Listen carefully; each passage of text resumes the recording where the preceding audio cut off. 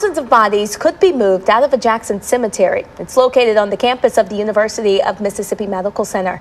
State MDOC guards find sneakers, pain medicine, rope, and tobacco at the Parchment work camp. They tell us they also found a baked pecan pie. Imagine that, the bus.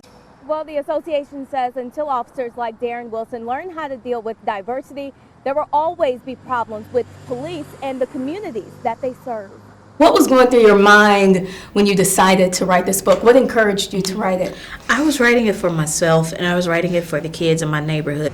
Well, Sharon, I was on West Florissant and Canfield, but my photographer Alonzo and I had to get out of the area. While shooting interviews and video, we found out our window had been broken into. Not just this window, but there was also a window in the back of our live truck. So again, we got out of there concerned for our safety, but we were there at the beginning of that vigil on Canfield and again, West Florissant. There were thousands of people marching. Then the crowd became violent. People started surrounding police cars, hoping to intimidate officers who eventually drove away. I did speak with a 13-year-old Aja Blackwell. She lives in that neighborhood, and she simply told me she was scared. What are you seeing? You said you're scared. What are you seeing? I'm seeing people doing stuff like breaking into stores and stuff and just doing bad stuff. What stores did they break into? Quick Trip. What did they take out? Did you see them run out with anything? Everything. They destroy everything. And you're saying that people are getting disruptive. What was happening? Well, you know, it's not the family, because I'm part of the family. But the people up there started throwing bottles. They caused the police to come down here. It was supposed to be peaceful. That's not peaceful, throwing bottles and beer cans and stuff like that. I've been reaching out to the Ferguson police chief. He has been helpful all weekend long with News 4. I want to know his plans to control the crowd, so I will continue to have updates online and on air. KMOV.com. Live in North County, Brittany Noble, News 4. I spoke with an alderman in North St. Louis today. He tells me he's noticed 6 different gangs in his neighborhood. His hope is that police and the community come together to stop the growing problem. Alderman Sam Moore of the 4th Ward said he's noticing more and more young people joining gangs in his area. We also have a new group of young guys that are gathering that can observe the old gang from where they have squatted in these empty buildings, and they take over empty structures and they just hang there. When he sees bad behavior, the alderman says he calls police for help. St. Louis Police Captain John Hayden agreed the city has a gang problem, especially in North St. Louis. In Wells Goodfellow, there's a pretty strong gang proliferation up there. And certainly, as by the numbers from last year, they peaked early on as one of the more violent communities in the city.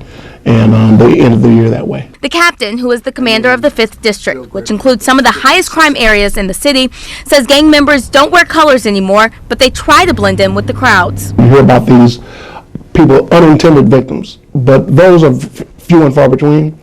Most of the people that are involved know their assailants. They are maybe owe them money. Maybe they're in competition with each other. Maybe they're trying to rob one another. In 2014, 159 people were murdered in St. Louis, and according to police, much of that is connected to gang activity. It's not like it's the whole neighborhood that's like that. Hey, it might be 10 strong group of young men, and hey, these days, young men and young women. But hey, a faction of 10 that are really dedicated to the cause, and in this case, criminal activity, they can really cause a lot of trouble in the neighborhood. Police are encouraging anyone to call them with tips. If you see any bad activity happening in your neighborhood, let them know so they can check it out. I'm told the areas with high community involvement have seen a decrease in crime. Reporting live in downtown. Looking into. Okay. He said that there was no investigation.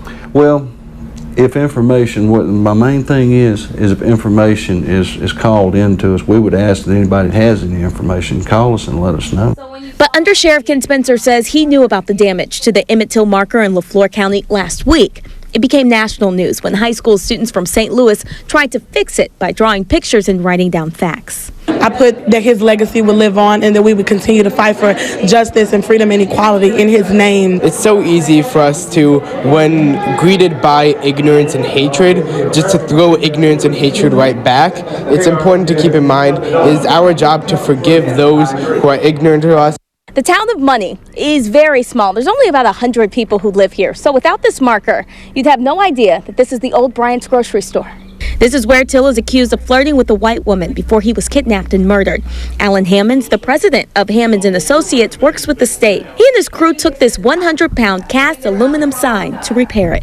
The first damage occurred in mid-May. Someone took what appeared to be a flat blade screwdriver and actually gouged into the vinyl. This time, he says the vandals literally pulled the vinyl off, erasing the history on the back of the sign. Hammond says it will take about 10 more days to fix this, but it's hard to work when so many people are interested in what happened. It's always going to be on the minds of people not only here but around the world. Thank you, Grant. At 6:01, Vicksburg fire investigators this morning are working to find out what caused 2 homes to catch on fire. We're told a 1-year-old and a 2-year-old died. Initial report. And he's now at the Jackson Hospital with burns on his hands and face. Investigators tell us they're still working to figure out what happened. And a doctor is set to be sentenced today for bribing former MDOC Commissioner Christopher Epps. Dr. Carl Reddix admitted to the crime. He faces up to 10 years in prison, $250,000 in fines. His sentencing is set for 9 o'clock this morning. At 6:02, MDOC guards find sneakers, pain medicine, rope, and tobacco at the Parchment work camp. They tell us they also found a baked pecan pie. Imagine that. The bust is part of Operation Zero Tolerance. It's been going on since March. MDOC leaders say this amount of contraband is unacceptable.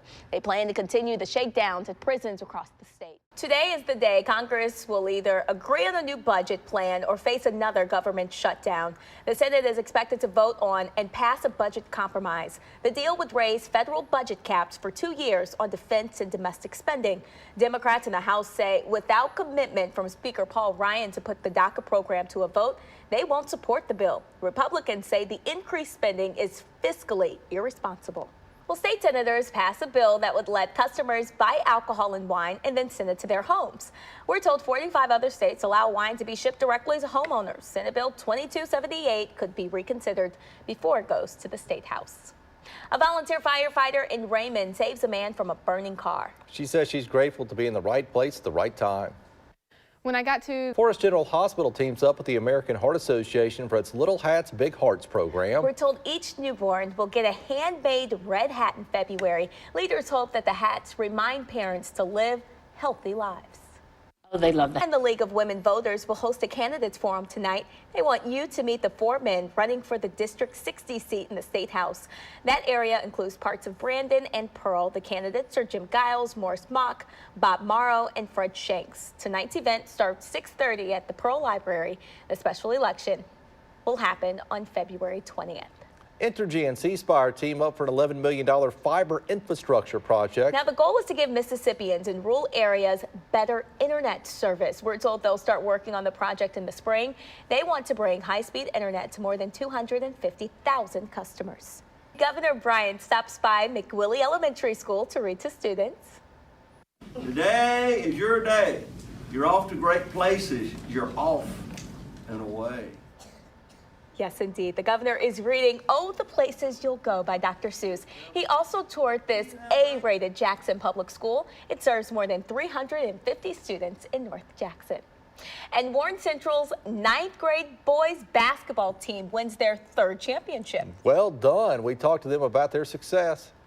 A lot of people. Video kicks off at the Mississippi Coliseum today. WJTV's Natay Holmes joins us there live, and she has more on what you can expect to see during this year's event. Good morning.